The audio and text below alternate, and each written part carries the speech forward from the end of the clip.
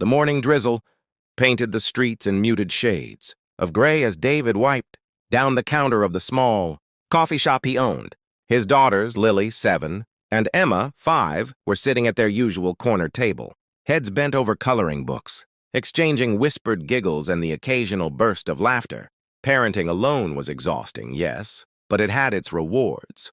David cherished these quiet moments, the simple sound of crayons on paper, the way his daughter's eyes lit up at the smallest joys. The door chimed, announcing a customer, and David glanced up, expecting a regular. Instead, a striking woman stepped inside. She had an air of confidence that turned heads, sharp, intelligent eyes, perfectly tailored coat, and an aura that suggested she was accustomed to getting what she wanted.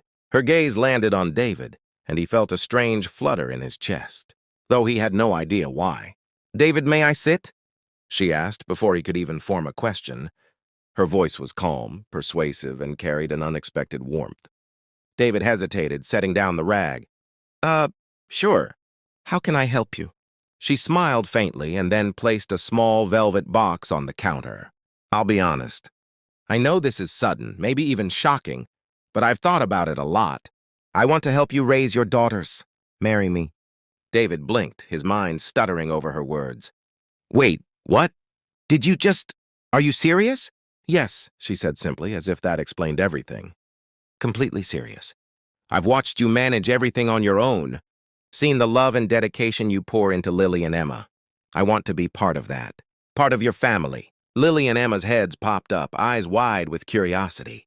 They whispered questions to each other, unsure whether to be excited or scared. David swallowed hard, trying to process. Marry her? The thought seemed impossible, absurd even. He had spent years protecting his girls, building a life where they were his priority. Bringing someone new in, someone like her, well, it was overwhelming. Sophia's gaze softened, noticing his hesitation. "I know it's a lot. I'm not asking for an answer right now, but I want you to know that I'm serious about being there for you, for all 3 of you." David ran a hand through his hair, feeling the weight of her words. Something about her sincerity, the way she looked at his daughters as if they mattered to her already, stirred something deep inside him. He wanted to believe her, but he wasn't sure he could. I need a moment," he said, his voice barely above a whisper.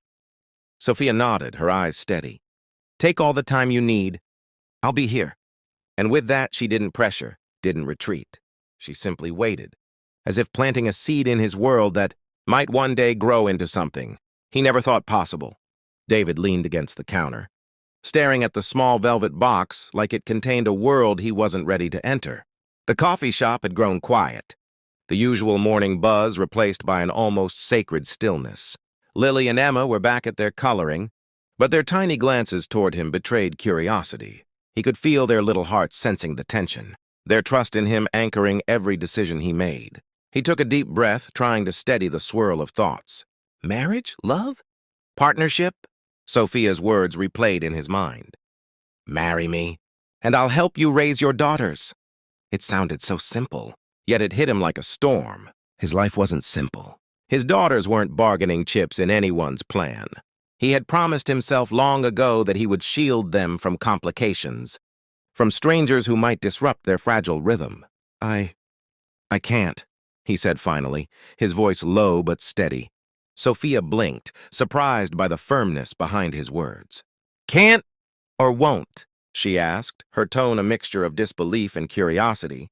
David shook his head slowly, running a hand over his face. "It's not that I don't want you in our lives, but I can't, because my daughters are my world. And I can't just promise them a stranger, even if that stranger is you, wouldn't change everything overnight. They need stability, not someone swooping in with solutions and rings." Sophia's confident posture faltered. She hadn't expected this. She had imagined hesitation, maybe charm, perhaps a laugh or a flirtatious dodge, but not this raw, heartfelt reasoning. Her own eyes softened, and she sat down on the stool opposite him, meeting his gaze directly. I didn't think about it that way," she admitted quietly. "I thought I could fix things, make life easier for you." "For all of you," David smiled, a small, sad curve of his lips. "Life isn't about fixes. It's about trust. Time. The little moments no one sees." He glanced at the girls, who were quietly observing from their corner. If you want to be part of our story, it won't be because of a shortcut. You'll have to earn it. Not just me, but them too. Sophia's breath caught. She had been used to people giving in to her wealth, her confidence, her charm. But David's world ran on something different, something genuine, something that couldn't be bought.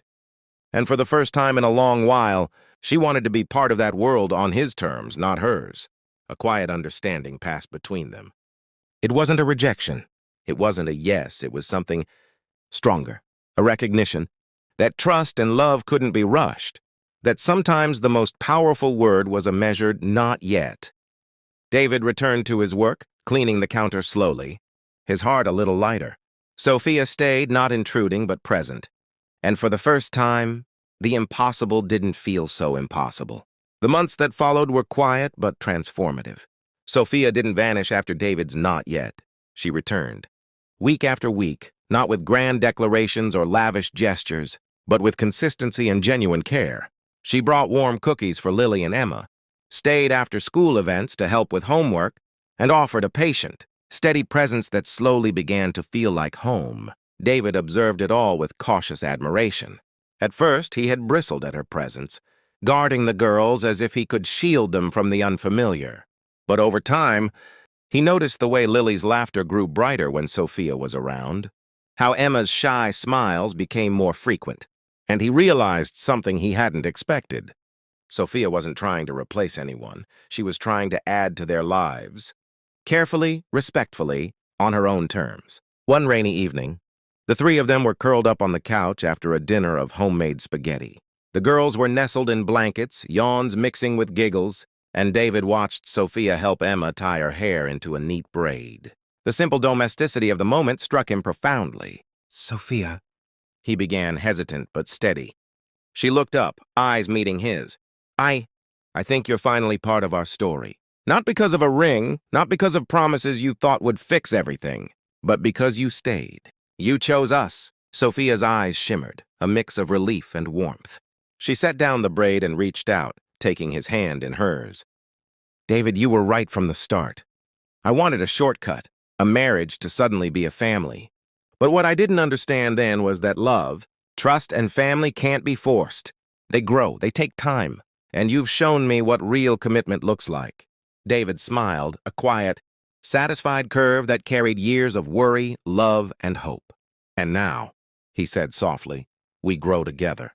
Slowly, carefully. But together." Lily and Emma, sensing the shift in the adult's tone, peeked over the couch cushions. "Does that mean you're really going to stay?" Lily asked innocently. Sophia knelt beside them, hugging them gently. "Yes, my loves. I'm staying. I'm part of your family now, if you'll let me." The girls squealed in delight, jumping onto the couch, wrapping their arms around her.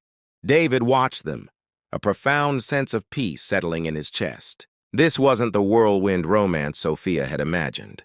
It wasn't a sudden, shocking yes. It was better, an honest beginning built on patience, respect, and trust. And as rain tapped gently against the window, David realized that sometimes the most shocking answers aren't about immediate acceptance. They're about waiting for the right kind of love to bloom.